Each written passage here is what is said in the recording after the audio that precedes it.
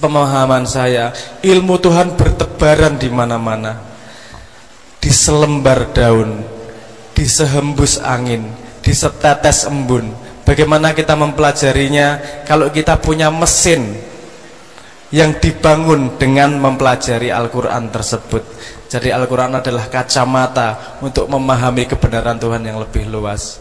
Semoga kita semua di sini bisa belajar, tidak hanya sabar, tapi juga berprasangka baik, tapi juga bisa pandai untuk bersyukur dan ikhlas terhadap apapun yang diberikan pada Tuhan. Semoga bisa menumbuhkan kita menjadi manusia yang semakin bisa mendekati Tuhan.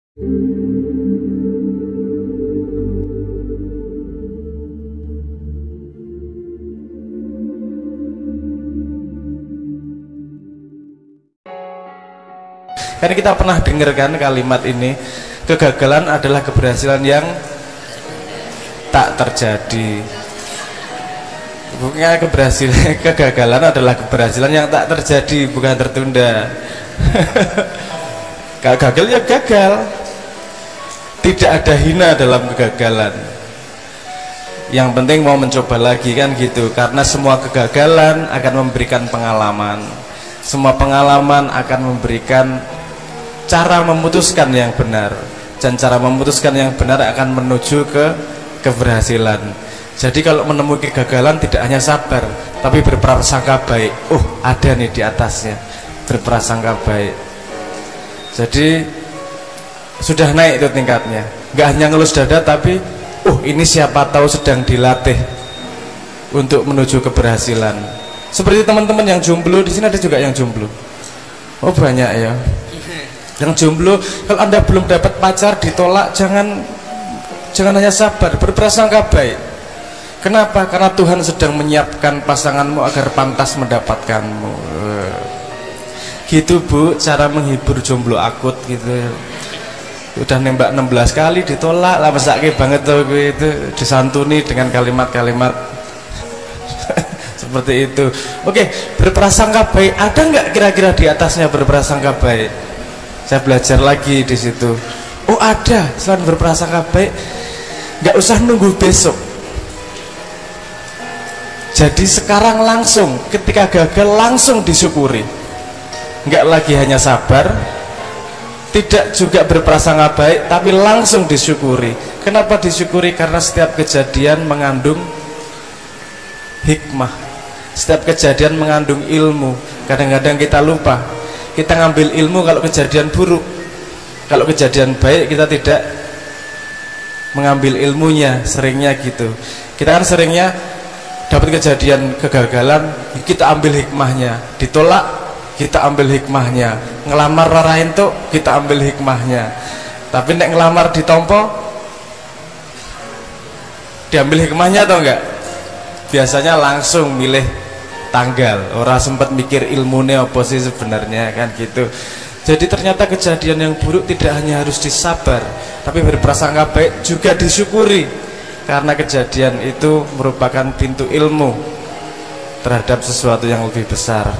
Tapi ada nggak sih di atasnya lagi bersyukur?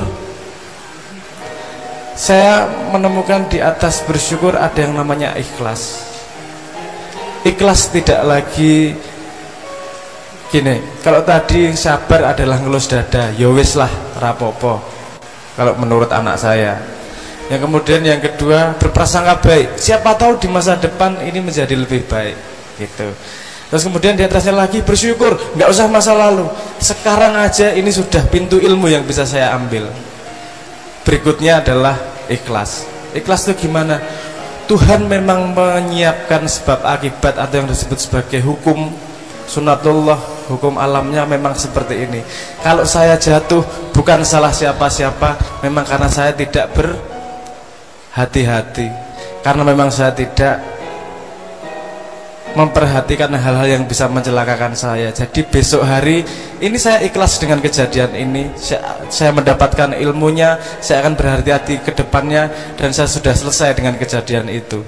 Jadinya ikhlas, ridho terhadap apapun yang diberikan sama Tuhan. Ketika mencapai ikhlas itu, kita akan otomatis mendapat kewaspadaan, otomatis mendapatkan syukurnya, mendapatkan prasangka baiknya, dan mendapatkan sabarnya. Karena kita sangat susah kadang-kadang untuk waspada itu. Banyak tipuan-tipuan yang kita hadapi tidak hanya sehari-hari. Tipuan yang bahkan kita tidak sadar kalau itu tipuan, dalam tanda petik ya. Saya kasih contoh begini saja. Bu, di rumah pakai listrik enggak? Listriknya lampunya hidup ya. Boros mana bu? Lampunya hidup terus atau hidup nyala gitu? Boros mana bu? Hidup nyala gitu bu ya.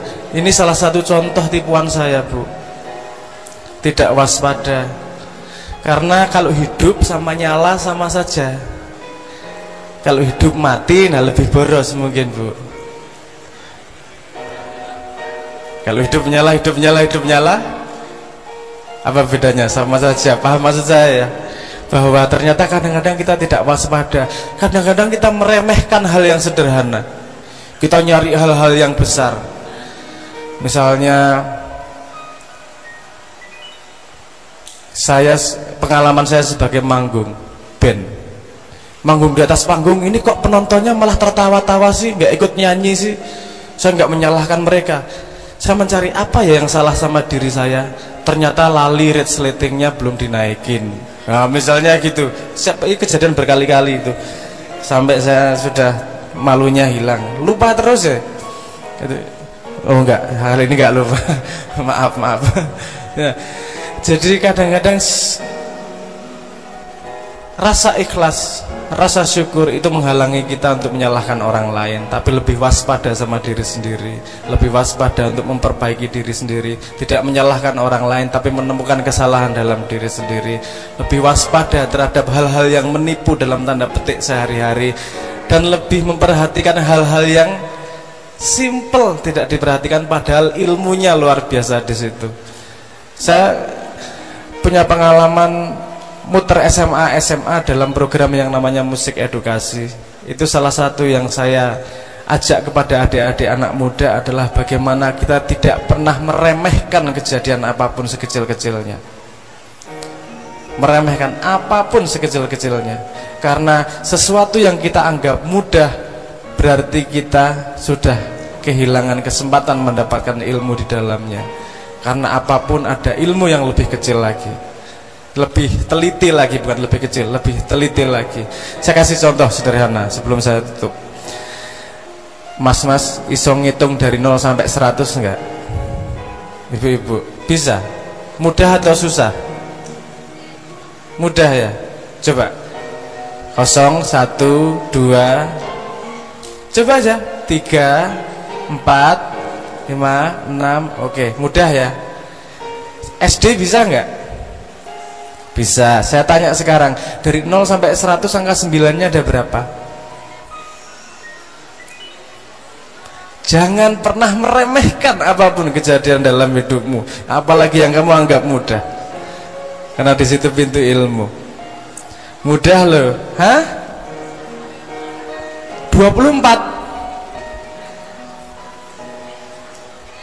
Ada 9 bu. Napa mawon?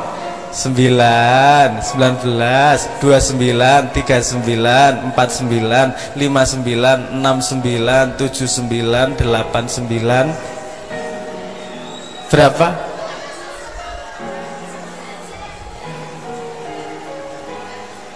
Coba 11, 9 sama 9 nya 2, 11.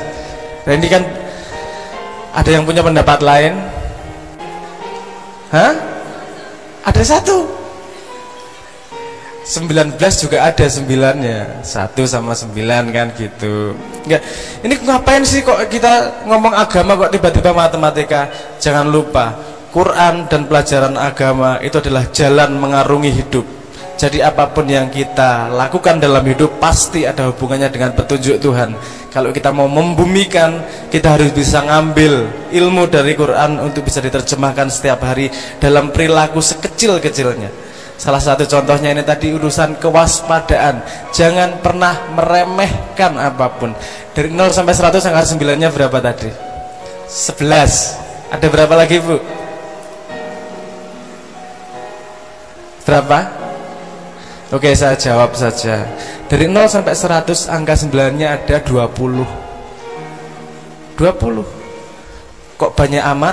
9, 19, 29, 39, 49, 59, 69, 79, 89, 90, 91, 92, 93, 94, 95, 96, 97, 98, 99.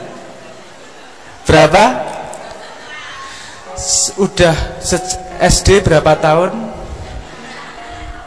Pernah ngitung nggak hal sederhana itu? Jadi setahu saya, sepemahaman saya, ilmu Tuhan bertebaran di mana-mana.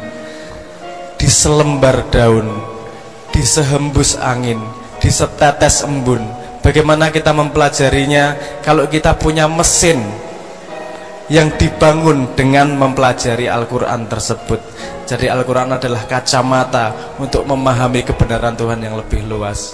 Semoga kita semua di sini bisa belajar tidak hanya sabar, tapi juga berprasangka baik, tapi juga bisa pandai untuk bersyukur dan ikhlas terhadap apapun yang diberikan kepada Tuhan. Semoga bisa menumbuhkan kita menjadi manusia yang semakin bisa mendekati Tuhan. Mohon maaf tidak sampai 30 menit karena saya tidak bisa ceramah. Matur nuwun, mohon maaf kalau ada salah kata.